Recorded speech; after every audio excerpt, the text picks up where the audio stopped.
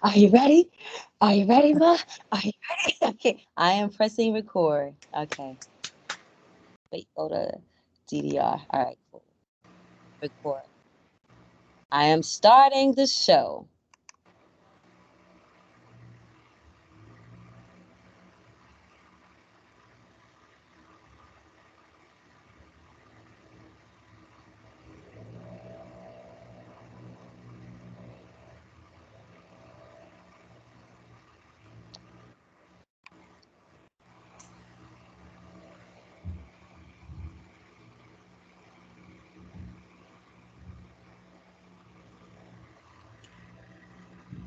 Hey everyone, what's good? It's your girl, Minister Cat, in the house, caught all the way from Brooklyn Brick Studios with the next chapter. And I am joined today with my girl, Melissa D. Hey everybody, what's good? Hey Melissa. Hi, and I am coming to you from my closet. So since it's our very first preview show, you sound a little echoey, so I'm going to turn you down just a little bit. Talk a little bit for me. Tell everybody who you are again. So, I'm Melissa De Silva. I am a licensed independent clinical social worker. I live here in Puerto Rico and I provide coaching and trainings, and I'm also an artist. I think that sounds good. I think that sounds Nice. good. All right, hold on. Let me change this camera a little bit. There we go. So we can have all of me. Okay, make sure that we are good here. Yes, we are good. So I have your name off the screen. Cool. So we are coming live, like I said, once again from Brick Studios here in Brooklyn, NYC, New York City. And we are taping simultaneously with Melissa out in Puerto Rico. How exciting. I was so fighting doing these kind of Zoom virtual shows, but something about you has just been some new form of inspiration. And I'm so grateful about this relationship that's developing between us because it definitely has inspired me to kind of get off my ass and get motivated and start, doing some things again because I am in the next chapter of my life as an empty nester.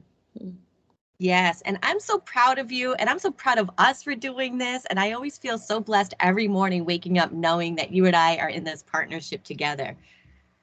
One of the beautiful things about this partnership is I don't know if anyone can tell looking at us, but we're not the same color.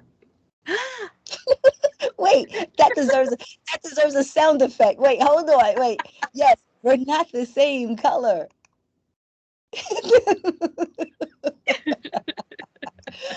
um and I'm going to share a secret with you. Um I am very, very, very pro black, almost to the point of I'm okay just being around my own and never worrying about integrating with any other culture. But that's not entirely true. I don't mind associating with any other culture, but I'm not running to hang out with white folks. And as I was going through this next chapter of my life of also being accountable of my thoughts and behaviors, I began to think that that sounded a bit racist, prejudice. I wasn't sure.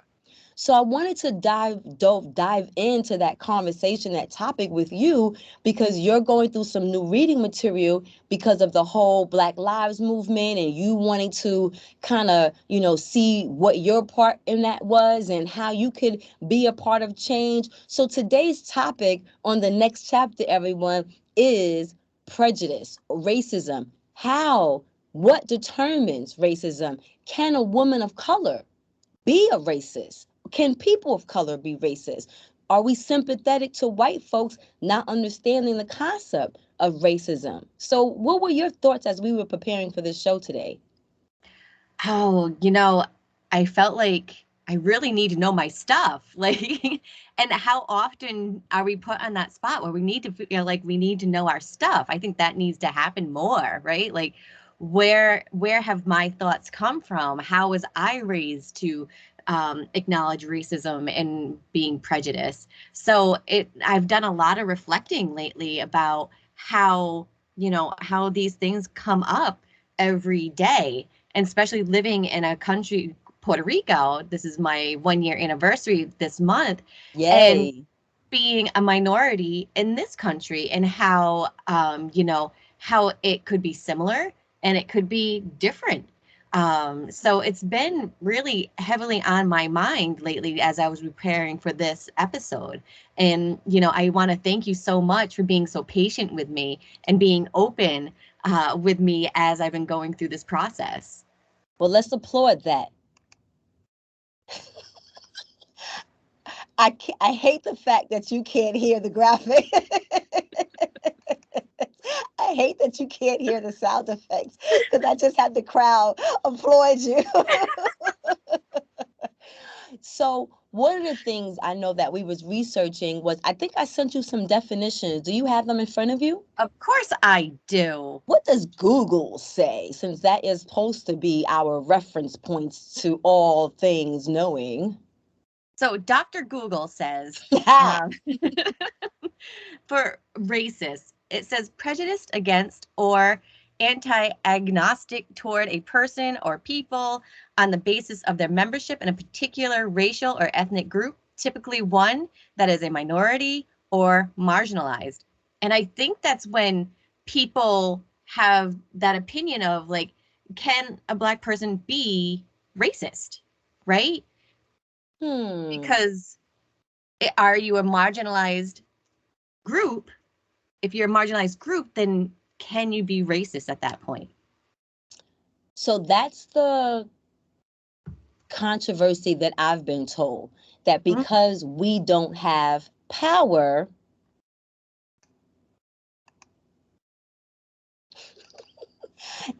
that we can't be racist, because we're not the group, or we're not the community that holds that authority.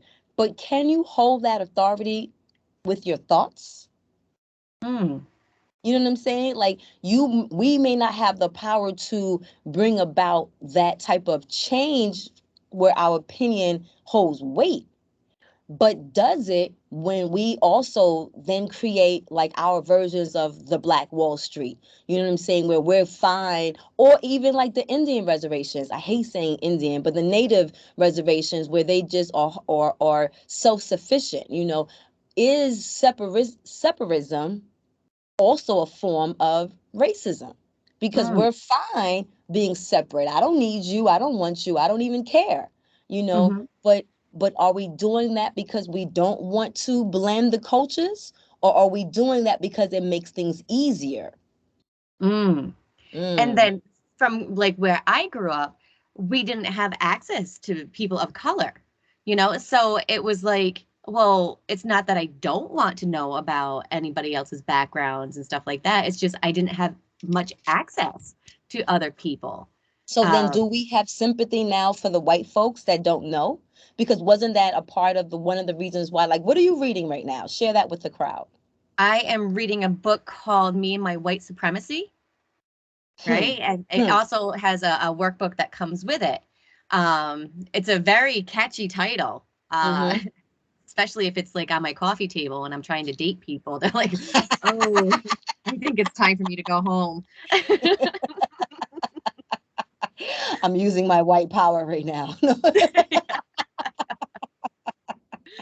But it really has pointed out things that I never was aware of. But like when I was growing up, to say somebody was Black was like, oh, no, don't say that. We're not supposed to say that word.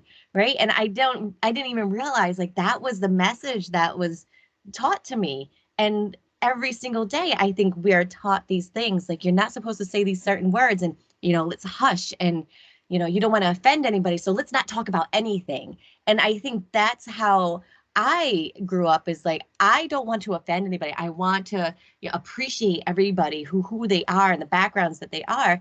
And yet I afraid to really touch on those Mm, topics, you mm. know? what has the workbook allowed you to do or figure out or move forward through?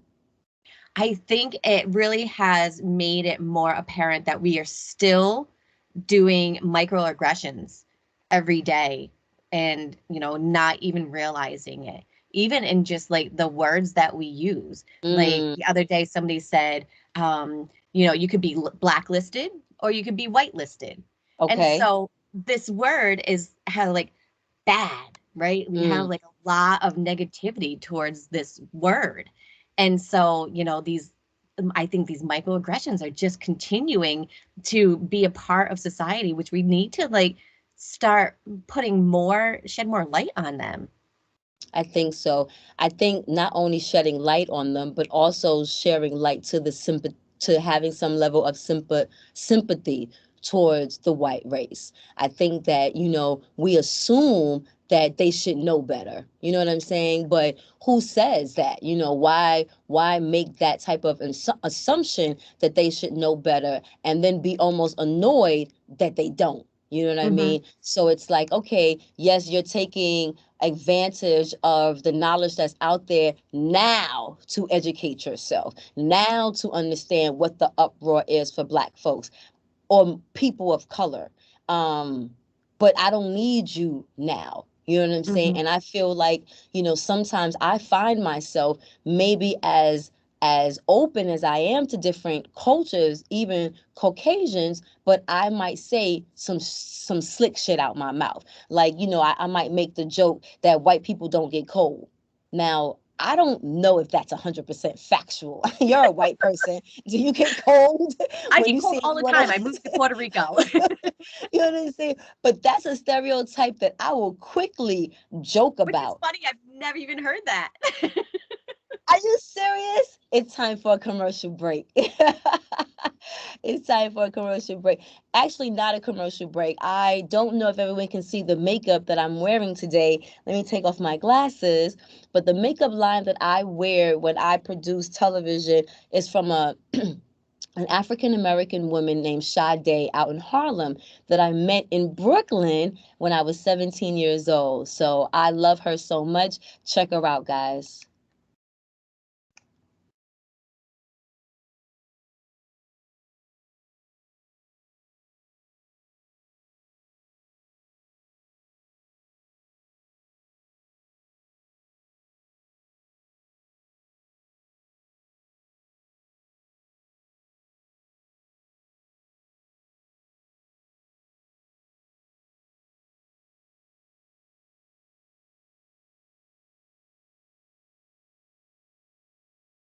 Hey, don't forget to do that, guys. She's in Harlem and she's online. Yes. So back to us.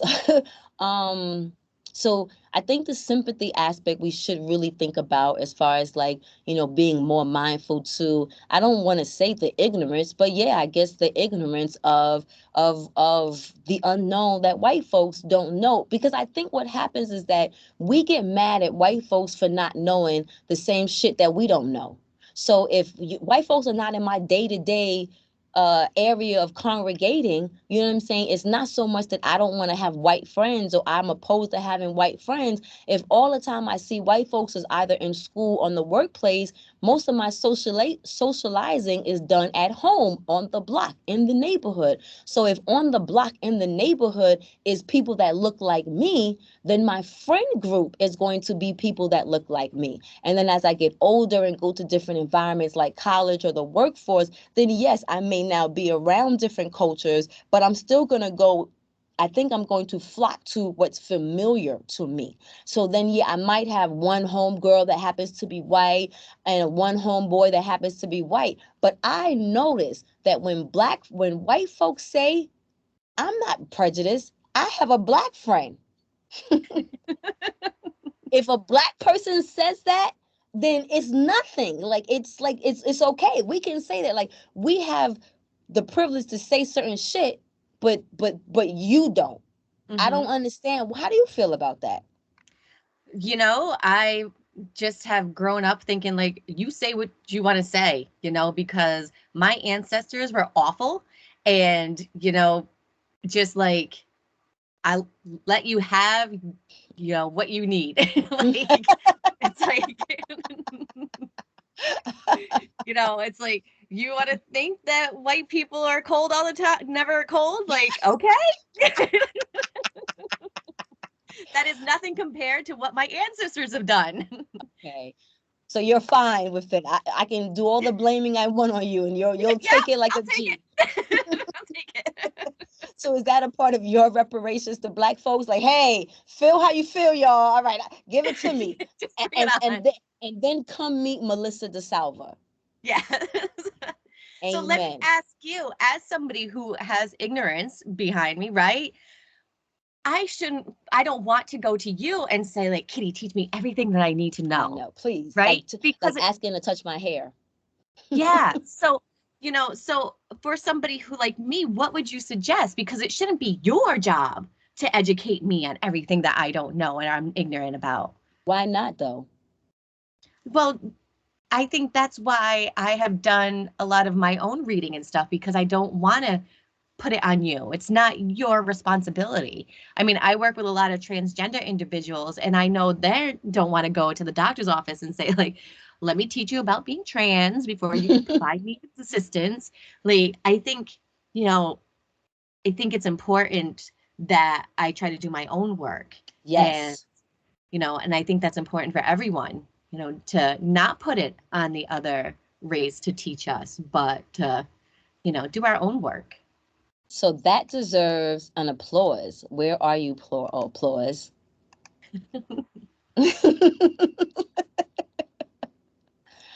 Because that's what I think is key. It's you doing your own work. But as your sister, as your friend, in the intimacy of our relationship growing, then yes, I do think the same way that I believe you're my sister's keeper, I'm your brother's keeper in the Black community, in the cultural communities, I should have that same philosophy now when it comes to my white sisters and brothers. Because at the end of the day, what I'm realizing are three things. What I'm realizing that we are all really reflections of each other the same. So when I say I am you, I am not just referencing people of color. I'm really realizing that in this day and age, we are so much alike that the only thing that really separates us is the different cultural backgrounds. But underneath our skin, we all shed red blood. You know what I'm saying? Mm-hmm. So rather than making, like the post I posted this morning on Facebook about Richard Pryor, you know what I'm saying? Did you see that shit? Like, yeah, if I could max out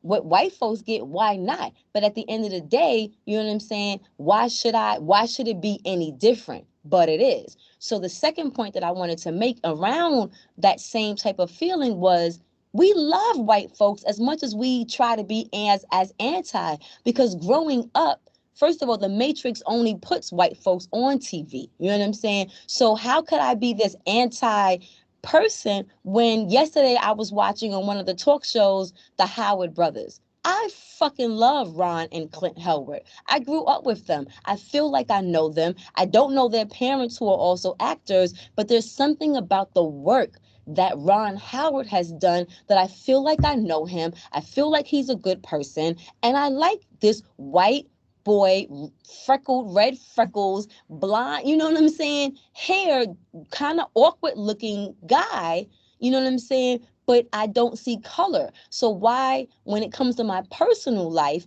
do I not now do I have to put those blinders up? You know what I'm saying? And say I don't want to socialize when some of my favorite people growing up were white folks, even though it was through the TV. And then the third point I wanted to bring up was you, because last year I had to do press for IMU and my one woman show. And you were one of the outlets that I had a press interview. And let's just say let's just say I met with 50 different shows. Out of those 50 shows, 45 were people of color, mostly Black. Mm-hmm. And 5 of them, I don't even think 5, I think maybe 4 was Caucasian, you being one of them. Mm-hmm. In the year of me doing that, none of them have reposted, reshared, stayed in touch, collaborated, anything with me. But the person who reshares, who stays in contact, who likes a post, was the white girl in Puerto Rico. And Mm-hmm. then when it came down to, well, let's see how we can build, it wasn't any of those black folks that I had great interviews with. It was the white girl. So that kind of also was like, why am I blocking my own blessings with this weird hatred I have because of what happened to my ancestors? Because honest to God, it hasn't happened to me. Whatever Mm-hmm. racism I've dealt with growing up, I've probably dealt from that same shade with my own people. Mm-hmm. Yep. Speaking of that, is there racism within white folks? I would say, yeah, I would say we have classism too, Yes. right? We have, our rednecks that Yeah. Shameless, shameless, showtime. No. exactly, Yes. exactly. So yeah, I would say that's definitely an issue. I came from a neighborhood that it was embarrassing to say that we came from. Mm. And and that's just the way it was. Like you would say, like, oh, I come from this neighborhood, and people like, oh, but look at we now, bitches. Exactly. Look at us now. That's Amen. right. Look at us now. You know what I'm saying? Coming together, building this beautiful friendship. And again, I don't know if anyone noticed, we're not the same background. Oh, and that's why I think our retreats are going to be great too, Yes, because tell them, tell we them. can bring everybody together, and it Yes, doesn't matter because it's going to be a judgment-free experience here in Puerto Rico. So if yes. anybody is interested in those retreats, make sure you follow us on our Facebook page and our websites. I had a video for our retreat that I wanted to show us, but then it looks like we would be selling the product. So everyone has to join our Facebook group because I'm not allowed to sell anything on public access. But I wanted to give everyone a little preview of IMU. So here is a sample of IMU from our young people. Check it out, everyone.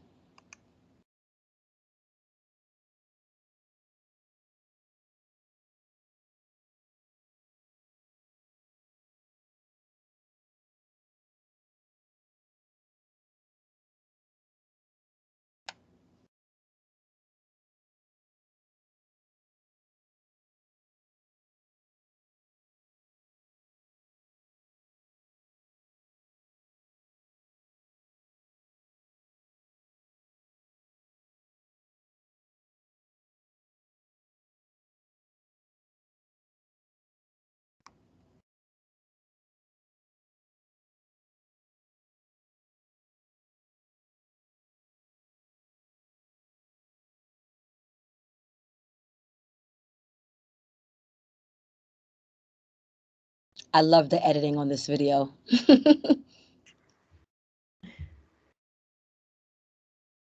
Yeah, everybody, check that out. That is my one woman show. I am you. I'm so proud of it. Definitely COVID affected it. And, now it's being shown to everyone online virtually. But the next version of the IMU series is the next chapter wellness retreats, the first one being in Puerto Rico with myself and Melissa hosting you guys. A part of this show every week, or excuse me, every day, will be you, the audience, getting the opportunity to also share your thoughts and share what you guys are thinking and what you like about the show and what you like about what we're talking about. So I was supposed to do this in the beginning of the show, so bear with me that I am new to this, but it's going to be your moment is what the segment is called. Your moment. So be mindful that in upcoming weeks, we're going to have a feature in the show where you're going to be able to call in. Yes, call in and share your moment of the day or the moment of whatever it is that we're talking about that you would like to have some type of opinion in. But before we start each day, we're going to open the show with the topic of the day, which I so in my excitement forgot to put on the screen. So yes, the topic of today was racism and can people of color be racist? So welcome back to our first show first show, third conversation, from the next chapter from Miss Kitty, myself, Minister Cat, and my homegirl from Puerto Rico, from Rhode Island,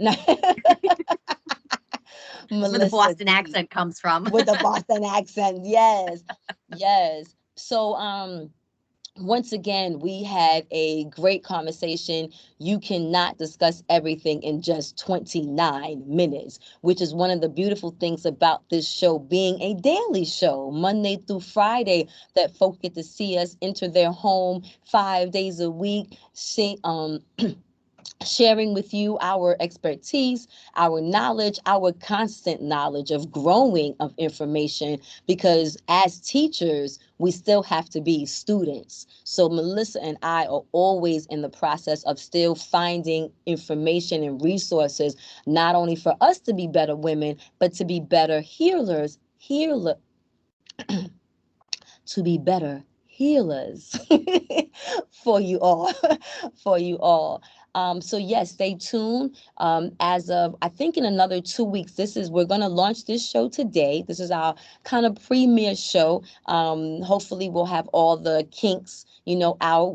Melissa and I don't know what this looks like until we actually press record after the recording, and we get the playback and see. But it feels good. What do you think? How do you feel?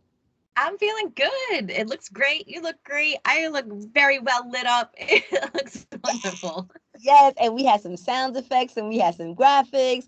We had some interruptions. So hopefully it all recorded well, so I don't have to do any editing in post.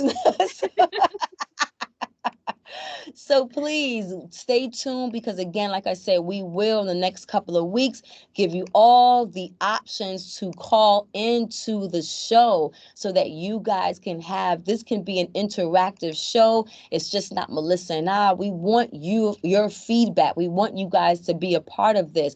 We also want you guys to like, follow, and share. Please, everyone, please, please, please, without begging, without begging I am you. too proud to beg. All right. Well, begging, but it's not even begging, because once you see our stuff, you will fall in love with us, because we are the real deal, baby. You know what I'm saying? So, but in order for us to grow, in order for us to continue to grow with this healing, this message of healing, we need the support of the community. So, in needing the support of the community, not only do we need you to like, we need you to follow, but we need you to share. Because if you keep the information to yourself, one, how does that benefit the community? Because we have to believe in each one, teach one. I am my brother's keeper. I am my sister's keeper. And two, if you are happy for the work that Melissa and I are doing, in order for us to get more, to bring you more, which in regards to sponsorships, in regards to monetary fulfillment, so that we could bring you more information, we can bring you more travel opportunities, we can do more. We need to have the world see what we're doing. And we need your support in order to do that, because we've seen the power of social media. We've seen the power of the internet. So if 5 of you share this story, this episode, or other episodes, that's 5 other people that didn't know about us, that possibly can expand this message of healing that Melissa and I are doing in the next chapter of our lives. That was for you, Melissa. that, that was for you, girl. That was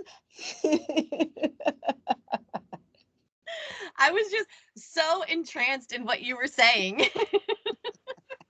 She got caught up, folks. I did. No wonder why you're a minister. I'm a freaky minister, though. Oh, wait, I heard something fabulous yesterday. One of the G sisters was like, I told her she was nasty. She said, I'm a lady. Wait, damn it. I'm going to come back with it next week, because it was so cute. She was like, I can't help myself. Some shit like that. It was dope. Oh, I'm going to bring it back. I'm going to bring it back for you guys. I'm going to bring it back. So, yes, this is our official. Which sound effect can I use for this? I'll use the crowd again. This is the next chapter, everybody. This is the next chapter.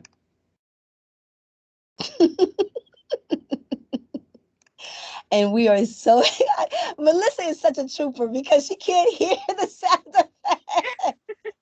Oh, that's what I was supposed to give you the sign, right? That I was playing one. But yes, I'm playing a sound effect. But but but as you can see in our excitement that we are just so happy and we're just so excited to come back into some form of normality and bring you guys some content to save your life. That's what it's about. There's enough shit out in the matrix, you know what I'm saying, to depress you, dilute you, distract you. But we in the next chapter want to encourage, build, uplift, heal, you know what I'm saying, make the world just a tad bit better.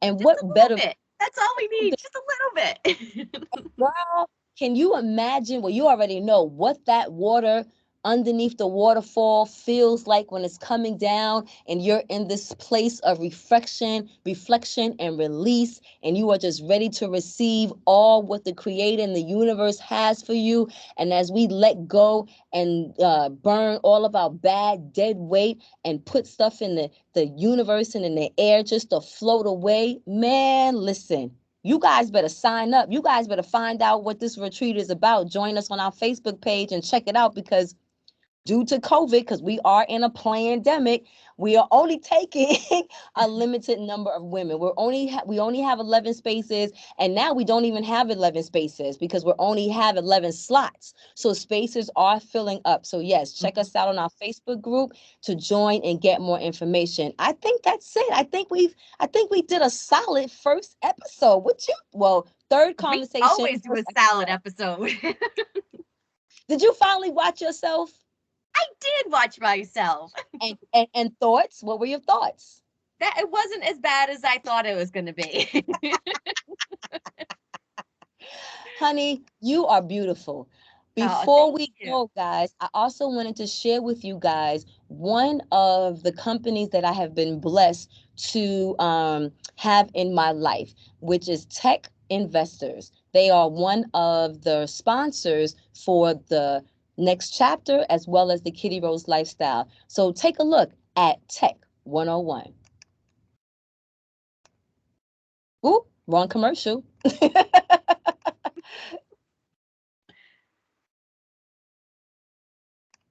Here we go, guys.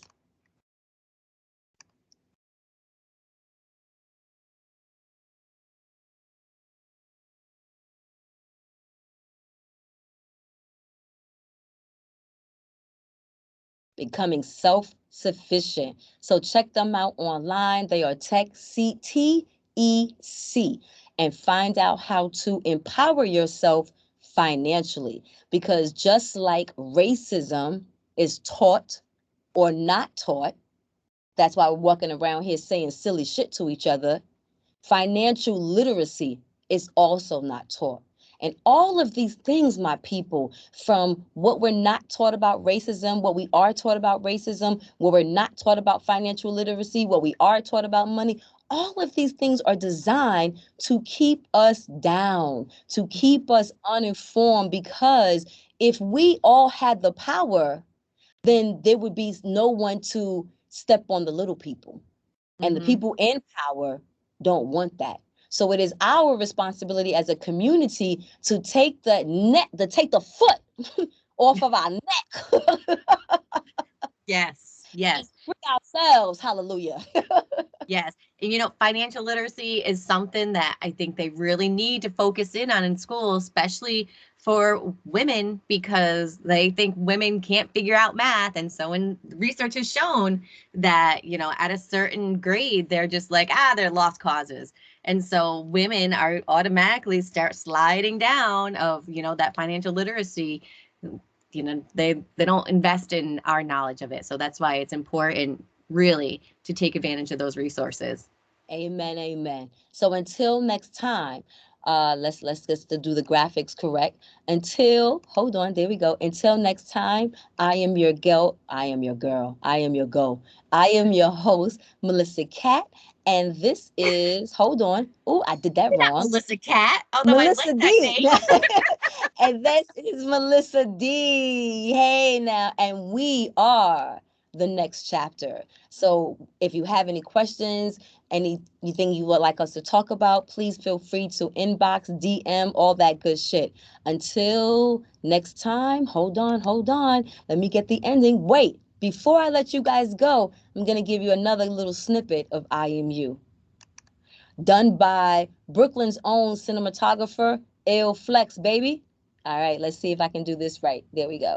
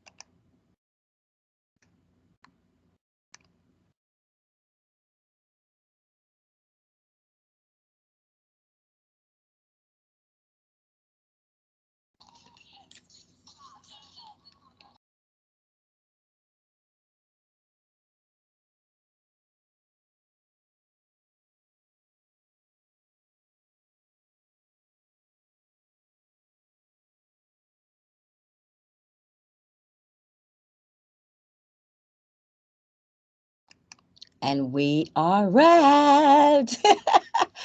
All right, my love. So I am going to, we can stop recording here. It's rendering here. And I'm going to save it, put it on a flash drive, and send to you so that you can have access. I think I'm going to try to put it on YouTube, like, and schedule it for 6 o'clock, Okay. because I'll be in Broadway by that time. So Okay. hopefully everything came out. If everything came out, that means we know what we're doing. And Thursday we can do our 4 shows. But I think Tuesday I would still like to do a rehearsal run through. But let's pray and feel. I think we did it. I mean, there was a few quirks here and there, but you'll see it you'll see it in the recording. Now, what you would call it? I couldn't figure out how to download the Facebook Lives. Oh, okay. So let's do that. Um, Now you're still can you recording the hear me? call. Is that okay? Oh, I can't hear you without this. Oh So yeah. okay, you all right, let me take this off. So go to your phone. Yep. All right, hold on. Let's go to a video.